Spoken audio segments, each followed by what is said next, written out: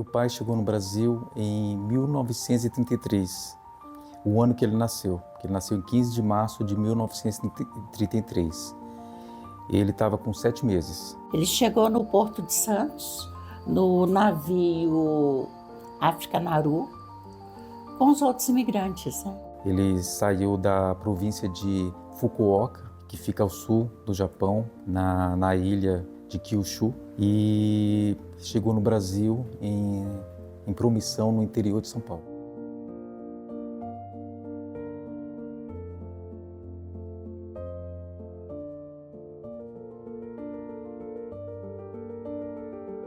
Em São Paulo ele trabalhou nas lavouras, né? Porque os japoneses, quando vieram para o Brasil, eles praticavam a agricultura, né? Plantavam café, arroz.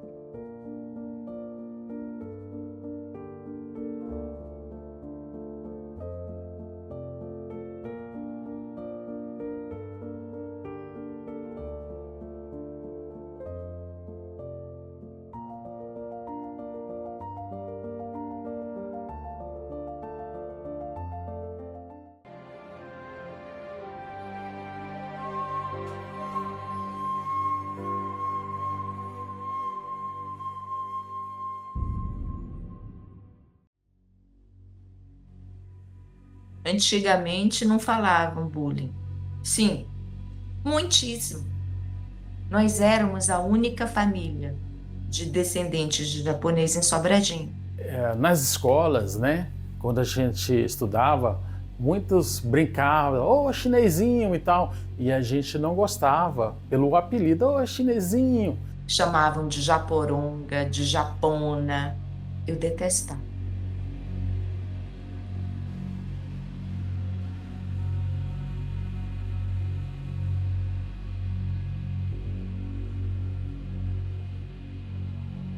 Em 1938, foi proibida as escolas de língua estrangeira, inclusive a língua japonesa, no Brasil. Em 1942, já foi proibido se falar japonês publicamente. Então, com isso, ele não teve a oportunidade de estudar a língua japonesa. Ele fala japonês porque ele morou sempre com a família, numa colônia japonesa, e ele falou japonês a vida inteira. Então, ele sabe falar japonês, mas estudar japonês ele não teve oportunidade.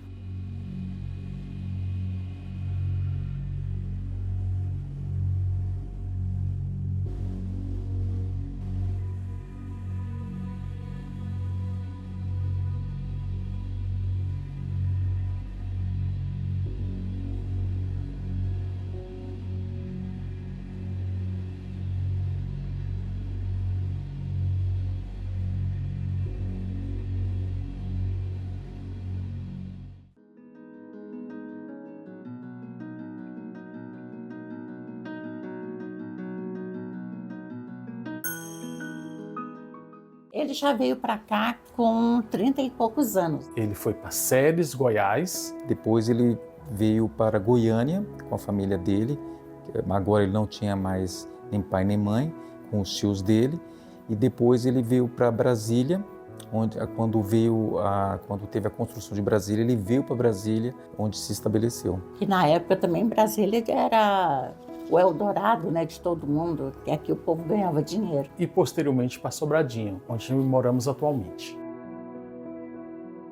A minha mãe morava na 700, perto da Ourofino, e naquelas casas das 700 tinha a casa da frente e atrás tinha uma dependência, que era para depósito ou quarto de empregado, que tinha uma portinha de acesso para fora. Aí ele alugou essa casinha, ou esse espaço, para morar. Foi lá que ele conheceu mãe, né? Uma coisa que eu acho muito interessante, mãe sempre foi muito moleca, ela brincava muito. E disse que um dia ela chegou com as compras e ele estava com a porta da casa dele, do quartinho aberto, dormindo. Aí ela pegou o pano de chão e cobriu ele. E eles começaram a brincar e ele falou que ia descontar isso. Então, o que aconteceu? Ele a conheceu e começou a comprar coisas. Ele comprou uma panela de pressão e levava para ela guardar.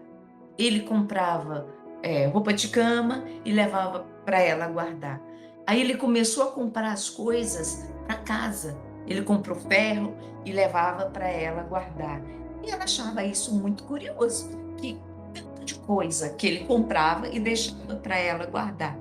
E num belo dia ele chegou e perguntou: "Você quer casar comigo?" Eles não tinham namorado.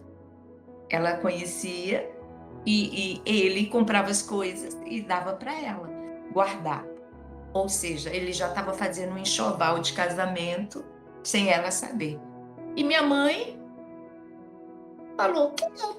Eles namoraram, noivaram e casaram em 3 meses.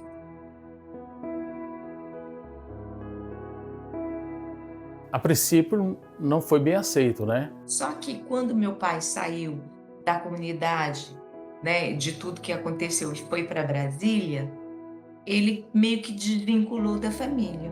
E ele se casou e não comunicou nada. Depois eles ficaram só sabendo. E eles excluíram o pai durante muitos anos. Às vezes até destratavam. Mas depois, com o tempo, né, foram conhecendo as famílias, né? E também, depois de tantos anos de casado, não tinha muito o que fazer, né?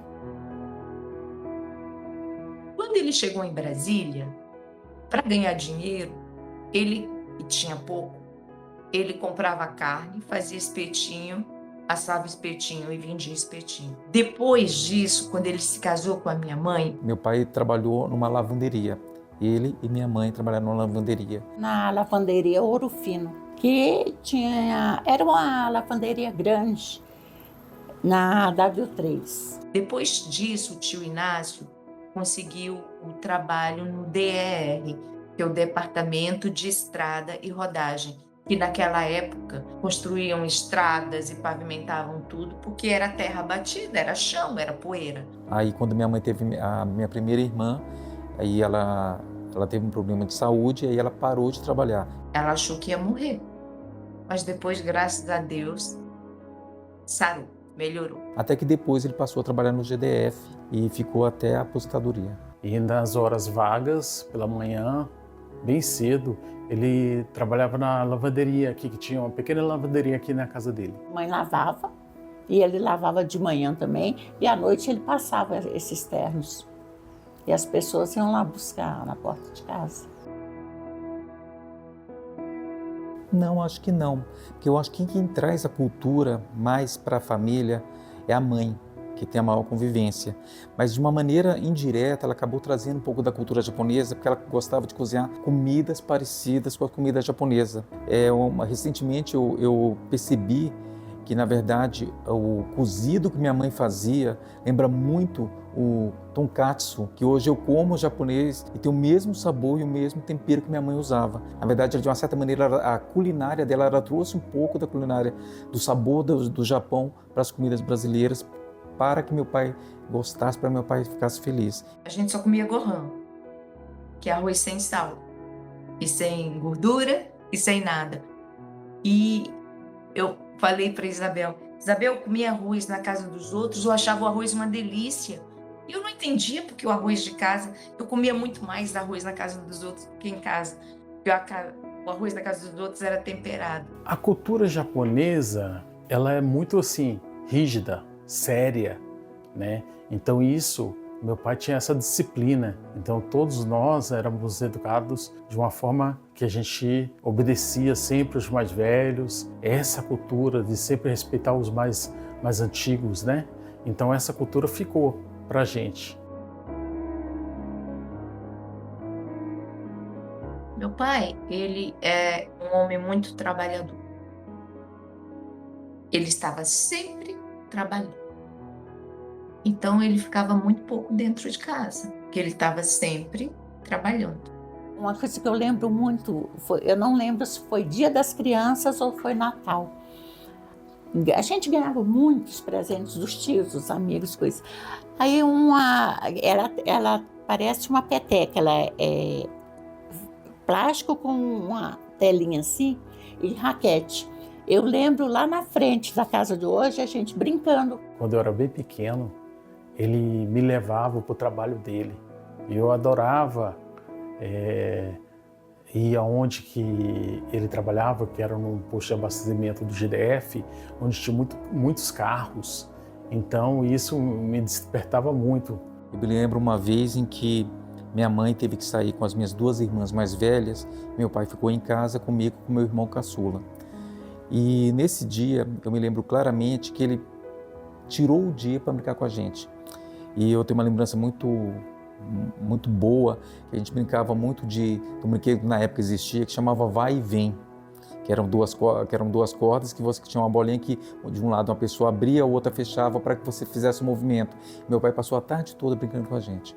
Então, mesmo sendo muito disciplinado, muito sério, ele também era um ótimo pai, ele gostava muito de brincar com a gente. Aí uma coisa interessante, que como meu pai foi criado a vida inteira em colônias japonesas, ele sempre teve uma dificuldade muito grande de falar o português. Então o português dele sempre foi com um sotaque muito pesado, com uma dificuldade muito grande de falar português. E isso a gente carregou a vida inteira, né, tendo essa questão do sotaque que ele tinha. E agora, mais recentemente, quando veio a Covid, ele teve um AVC e acabou perdendo a capacidade de se expressar.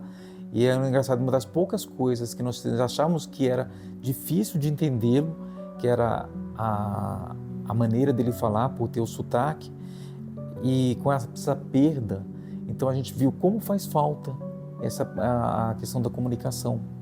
Como era bom ele falar, mesmo que falasse de uma maneira super enrolada, super difícil de entender. Então é um ponto que eu acho que eu levo muito em consideração, é que faz diferença a comunicação, faz diferença falar. Então eu vejo que algumas vezes ele fica muito irritado por não poder conseguir mais se expressar, né? Embora ele entenda completamente tudo que nós falamos, mas ele tem uma dificuldade em se expressar. Então para a gente foi um fator que fez muita diferença.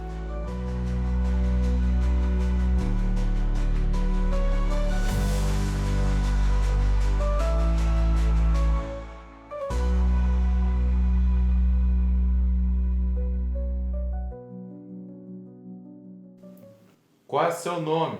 Hideo Sumihara.